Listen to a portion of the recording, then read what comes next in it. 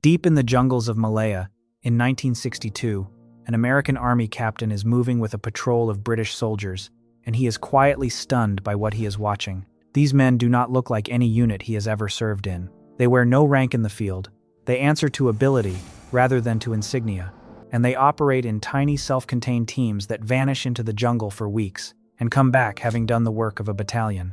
The captain's name is Charlie Beckwith, and he has been sent to serve a tour with Britain's Special Air Service. He arrived thinking he had little to learn from anyone. He will go home obsessed, carrying a blueprint in his head that the United States Army does not want, and will spend the next 15 years resisting.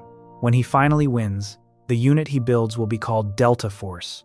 And the story of where it really came from is more tangled and more American than the legend admits. You know the name. Delta Force, the unit, the most secretive direct action force the United States Army has ever fielded, run from behind the wire at Fort Bragg, North Carolina. There is a tidy version of its origin that gets repeated everywhere. Delta is just an American copy of the SAS. That version is true, and it is also incomplete in a way that drives the people who know this history a little crazy. Delta did take the British blueprint, almost wholesale, but it then fused that blueprint with something the SAS never had, and built it into something larger. If you want to understand what Delta actually borrowed, and what it added that made it its own animal, subscribe to War Code. It starts in that jungle. What Beckwith found with the SAS in 1962 was a different philosophy of soldiering. He was an exchange officer attached to the 22nd SAS Regiment, where he commanded a troop in A Squadron and ran counterinsurgency patrols in the Malayan jungle. The British were not selecting for the biggest or the most aggressive men.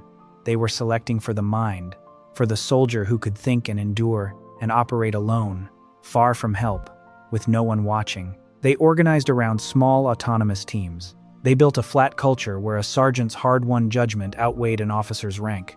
To an American army built on mass, hierarchy, and firepower, it was close to heresy. To Beckwith, it was the future, and he came home determined to build an American version of it, whether the Pentagon liked it or not. He had earned the right to that conviction the hard way. During his tour, Beckwith pushed through the SAS selection process himself, the same grueling course over the Welsh mountains around the Brecon Beacons that the regiment used to find its men, and he watched it reject soldier after soldier who would have sailed through anything the American army could throw at them. He fought through the heat and the disease of the jungle, took part in real operations, and came away certain of one thing. The British had cracked a code the Americans had not even realized was there. They had found a way to reliably identify the rare man who could be trusted to operate alone, think clearly under pressure, and carry out the most sensitive missions with almost no supervision. That was the prize. Everything else was detail. They did not like it. For most of the next 15 years, Beckwith ran into a wall of skepticism, turf wars, and indifference. The Army already had special forces, the Green Berets, and many senior officers saw no reason to create a separate elite that would skim off their best men. Beckwith argued, lobbied, and made enemies.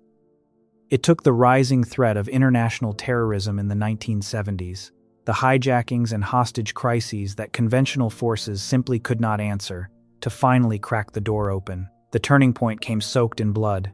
In 1972, the world watched 11 Israeli athletes taken hostage and murdered at the Munich Olympics, after a botched German rescue attempt turned a crisis into a massacre. 4 years later, in 1976, Israeli commandos stunned everyone by flying thousands of miles to Entebbe in Uganda and pulling off the hostage rescue the experts had called impossible. The lesson for Washington was impossible to ignore. Terrorism was the new battlefield. Allied nations were building dedicated units to fight it, and the United States had nothing that could do what the Israelis had just done. Beckwith's 15-year argument suddenly looked less like a crank's obsession and more like a glaring national gap that had to be closed immediately. On the 17th of November, 1977, the 1st Special Forces Operational Detachment Delta was officially established, built by Beckwith, alongside Colonel Thomas Henry, a counter-terror unit modeled openly on the SAS but aimed squarely at hostage rescue. Look at how much of the British design he carried over, almost unchanged. The selection course was lifted in spirit straight from the one Beckwith had survived at Hereford, the SAS home. Long solo land navigation, brutal distances, a deliberate emphasis on psychological resilience and individual performance under crushing stress, the same comfort with ambiguity filter the British used to find their men. Even the structure was British. Delta was organized along SAS lines, around saber squadrons, lettered A, B, and C, each built from small, 16-man troops, the same architecture that forms the operational heart of the SAS to this day. And the culture came with it, the small autonomous teams, the flat hierarchy, the idea that what a man could actually do mattered more than the rank on a uniform he often would not even wear. In structure, in selection, in philosophy, early Delta was the SAS, rebuilt on American soil. The borrowing went right down to how Delta learned to fight inside a building. The SAS had pioneered the modern art of close-quarters battle in a dedicated training facility, drilling room entries and hostage scenarios until they were faster and more precise than anyone alive. Delta built its own version of that same discipline, the relentless rehearsal of clearing rooms and making split-second shots around hostages, the craft that would come to define the unit for the next half-century. The British had not just handed Beckwith an idea, they had handed him a complete working method, proven in combat, for selecting, organizing, and training men who could do the impossible quietly. He took all of it. Even the way the unit thinks about itself echoes its parent. The SAS carries the motto, "Who dares wins," a creed built around daring and the individual. Delta took the Latin phrase sine pari, meaning without equal, a quiet, almost defiant confidence that suits a unit which set out to learn from the best in the world and then refused to settle for being anything less. The words are different. The bloodline is unmistakable. But here is where the tidy legend falls apart, and where this audience always shows up in the comments. Correctly, it was never only the SAS. Beckwith was not some staff officer who read a British manual. He was a combat soldier who had served in Vietnam, including a tour with the legendary Studies and Observations Group, the secret cross-border unit known as MACV-SOG, one of the most dangerous American outfits of the entire war. He had already seen, with his own eyes, what a hand-picked force of elite American volunteers running deep reconnaissance and direct action missions could do. The idea of pulling the very best operators from across the military into one unit was not purely a British import. It was something SOG had already proven in the jungles of Southeast Asia. And what SOG had proven was paid for in blood.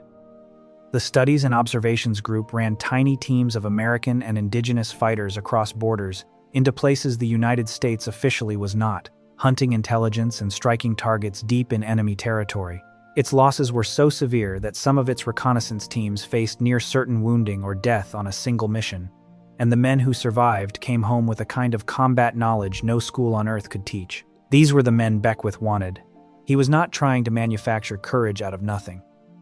He was trying to take Americans who already had it in abundance and give them the British system that would forge that raw, savage experience into something repeatable and permanent. If you have made it this far, you are already one of us. Cadets get every video 24 hours early and a badge in the comments. The link is below. The American bloodline runs deeper still. Before Delta was even stood up, the Army had already created a stopgap counter-terror unit called Blue Light, manned almost entirely by Special Forces veterans of Vietnam, many of them SOG men, training for exactly the tubular assaults and hostage rescue missions Delta would inherit. The transition between the two was not smooth. When Beckwith addressed these hardened Vietnam veterans, one of them, a SOG man, stood up and challenged him to his face, asking whether this new Delta was going to be a real Special Forces outfit or something else entirely. These were not men waiting to be taught how to fight. They already knew. What Beckwith gave them was not the courage or the combat skill, which they had earned in Vietnam. What he gave them was the British framework, the selection and the structure that would forge all of that raw American experience into a permanent, disciplined, world-class unit. And that fusion is the whole point.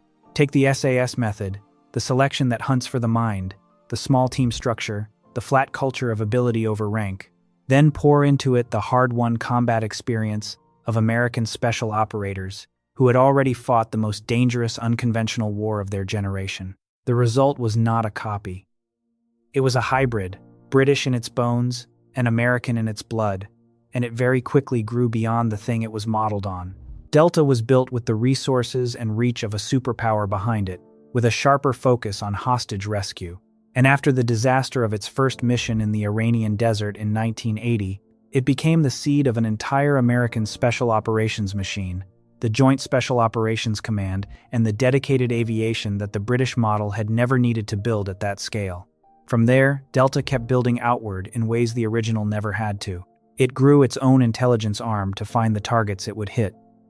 It helped drive the creation of a dedicated aviation unit to deliver operators onto targets in the worst conditions on Earth. It folded into a national command structure with the budget and reach of the most powerful military in history behind it. The missions stacked up: the hostage rescue in Panama, the manhunts, the raids the public would only half learn about decades later. The small British idea Beckwith carried out of the jungle had become the spearhead of American power, operating at a scale David Stirling could never have imagined when he dreamed up the SAS in the deserts of North Africa. It is worth remembering that while Delta was still bleeding through its early growing pains, the SAS proved the entire concept to the watching world. In 1980, the regiment stormed the Iranian embassy in London on live television, freeing the hostages in minutes during Operation Nimrod, and announcing to every government on Earth that the small team hostage rescue idea actually worked. The master gave the demonstration. The student was taking notes. And within a decade, that student would be running operations at a scale even Hereford could only watch with respect. None of this is a knock on the SAS, and the men who watch this channel from Britain should hear that clearly. The SAS is the original. It wrote the book that the whole world, Delta included, has been reading ever since. There is no Delta Force without Hereford, without David Stirling's idea, without the regiment that proved a small force of thinking men could do what armies could not. The two units have remained close ever since, sharing methods, training together, bound by a professional respect between equals that outsiders rarely see.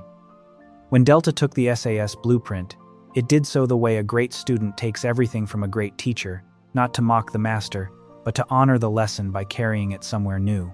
That bond has never really broken. Delta and the SAS still train together, still trade methods, still measure themselves against each other, the way only two units at the very top can. The rivalry between them is real, but it is the rivalry of brothers, not enemies. Two regiments that share a bloodline and a standard almost no one else on Earth can reach. When Delta operators grumble about training alongside the SAS, it is not contempt. It is the friction of two proud tribes who each believe their own way is best, precisely because they are close enough to compete. So here is the part worth arguing about, and I want the British and the American sides of this audience both in the comments. The blueprint was unmistakably British. The selection, the squadrons, the flat culture, all of it came from Hereford. But Delta fused that blueprint with a uniquely American combat lineage out of Vietnam and the Studies and Observations Group, and then built it into something larger than the original ever set out to be. So tell me, did the student surpass the master? Or did the master simply hand the torch to a bigger country with deeper pockets? Tell me where the credit really belongs, because this is the argument that has followed Delta Force since the day it was born. Official members get the parts that do not survive the public versions, the names and the details we cut before publish. The door is below.